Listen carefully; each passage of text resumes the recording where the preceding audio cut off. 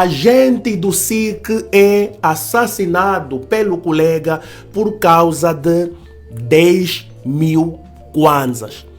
Eles foram orientados com um grupo de SIC a realizar uma operação para recuperarem uns valores. A operação saiu bem e o Mendonça era praticamente o chefe da patrulha. Então, o chefe entregou 10 mil ao Mendonça, do dinheiro que arrecadaram lá da operação, para ele dividir com os colegas. O senhor Mendonça decidiu não compartilhar o dinheiro com ninguém. Ora viva, caros compatriotas angolanos, meus caros irmãos moçambicanos, irmãos da afro-lusofonia toda e não só.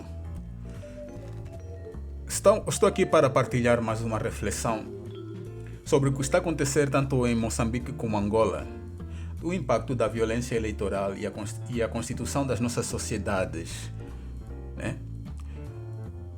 Eu gostava de fazer um pequeno repasso de como é que surgem as sociedades que todos nós conhecemos, né? O ser humano, primeiramente, convivia em grupos isolados, em que praticamente viviam num estado de natureza em que era tudo pela supervivência do grupo. Portanto, havia conflito constante com outros grupos. Todos eram grupos nômades que competiam pelos recursos, né? E esses recursos não eram recursos que a gente reproduzia ou criava, senão que éramos caçadores e recoletores. Logo, com a prática da agricultura, começaram os primeiros assentamentos e as sociedades foram se fazendo mais grandes, né? Passamos dos grupos para as sociedades.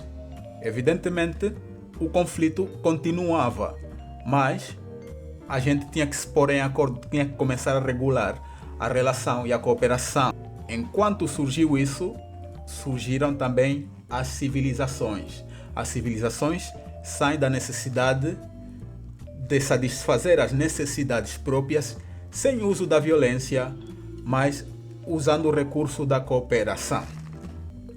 Ok? E é por isso que o direito sempre existiu. Nos grupos sempre houveram normas, mas a partir das civilizações essas normas passam a ser escritas, né? Os códigos jurídicos mais antigos têm mais de 2.500 anos, ok? Para regular a vida e resolver conflitos. A partir dali, temos um dito romano de facto que diz, né? Ubi societas, ibi ius. Lá onde houver uma sociedade, existe o direito.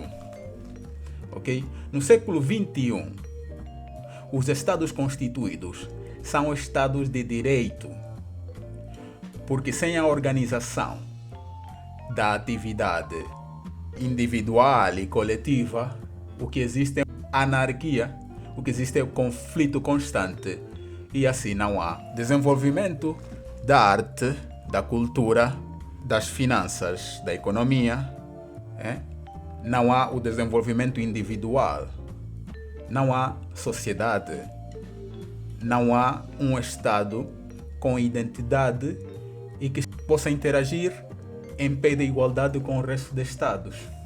É por isso que eu sempre digo que o João Lourenço e o MPLA são um risco para a segurança nacional, porque nos remetem às suas atitudes, à conduta individual e social do grupo que lidera. Conduz necessariamente ao conflito constante na sociedade, o qual impede o seu desenvolvimento e o qual nos remete a um estado evolutivo primitivo. Eles falam muito dessa da acumulação primitiva de capitais, né, de que falava Marx. Primitiva num sentido mesmo de primitiva, de macacos, porque roubam de mãos cheias e logo fogem para outros lugares. Têm mentalidade de caçador-recoletor. Eles não criam empresas, não criam escolas com um bom sistema de ensino para promover o desenvolvimento da sociedade e meter Angola, com a sua importância regional, com a sua importância estratégica devido às riquezas naturais, num patamar de potência regional, inclusive potência mundial.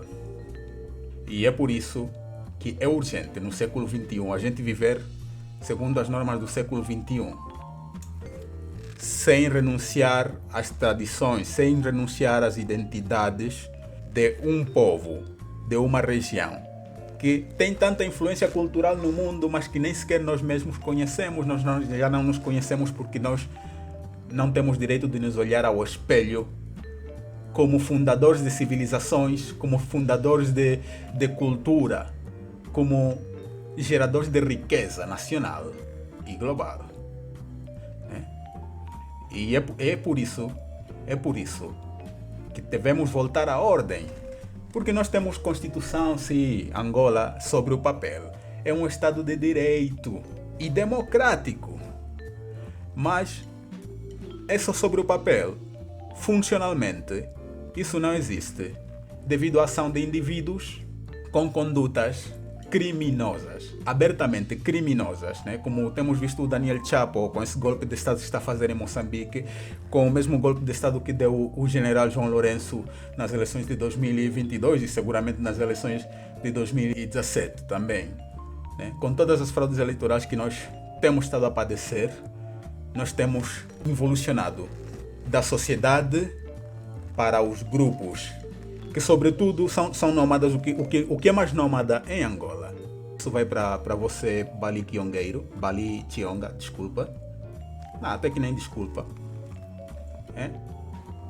A maior diáspora que nós temos, os angolanos, é o erário público que os funcionários do partido MPLA-PT saqueia constantemente para comprarem bens de luxo no estrangeiro, enriquecer os países que no passado foram nossos opressores e que agora estão a recolher tanto os cérebros angolanos que fogem para lá porque em Angola não há um entorno de desenvolvimento, como a própria riqueza, o capital. Um dos principais fatores produtivos que nós temos. Temos capital, mas temos capital expatriado. Temos capital por explorar como recursos estratégicos. E o que não temos muito assim são cérebros que estão a sair do país e são as capacidades de um Estado para o seu próprio desenvolvimento e também para a equiparação, né, das relações igualitárias entre Estados na região africana e no mundo.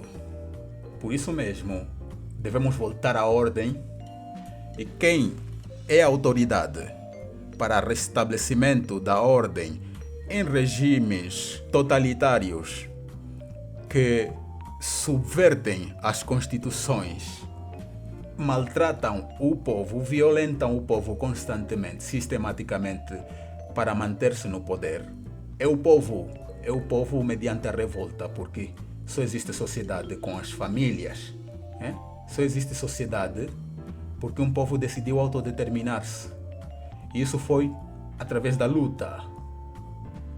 Agora é ser consciente, todas as forças políticas em Angola, todos os indivíduos têm que ser conscientes disso e ser donos da sua terra. É Tumudieto. Eu sou Deucalino Mvuma, sou estudante de Relações Internacionais, integrador social, mediador, ator de dublagem e desenvolvedor de aplicativos web.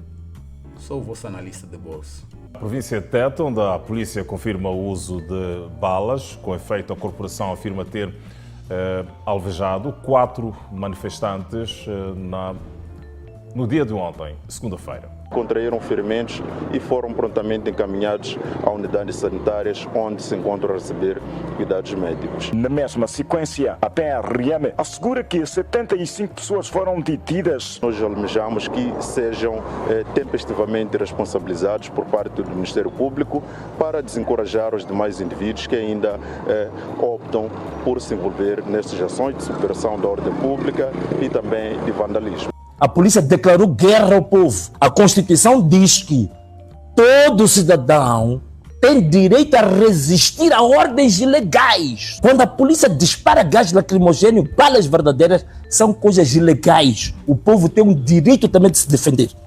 E desta vez o povo vai se defender. Porque até agora só a polícia que ataca. O povo vai se defender porque a Constituição diz que temos o direito de nos defendermos.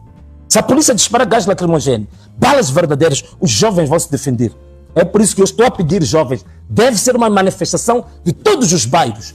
Deve ser uma manifestação de todos os distritos, deve ser uma manifestação de todos os postos administrativos, do Rovuma ao Maputo, todo o país. Dia 24, dia 25, país parado, para a gente mostrar que não queremos mais regime que maltrata o povo, que humilha o povo. Ou a Frelimo vem em público abandonar as suas práticas de assassinar o povo, de roubar o povo, de humilhar o povo, ou então, para além desses 2 dias, havemos de passar a terceira fase, que vai ser mais tempo. Mas nesta segunda etapa das manifestações nacionais vão ser 2 dias. Dia 24, dia 25, o país vai estar paralisado. Passem esta mensagem, jovens, em várias línguas nacionais, passem essa mensagem em todos os distritos. Façam áudios também, para aqueles que não têm smartphones receberem nas bombinhas. Espalhem esta informação em todo o país. Todo o país deve receber essa informação. Mas vocês estão a compreender? A vida impõe escolhas. O presidente da República cola na mãe dele em nome de Jesus. O Nandô cola na mãe dele em nome de Jesus. Mate! Você não respeita. Um povo que aceita passivamente a corrupção e os corruptos não merece a liberdade, merece a escravidão.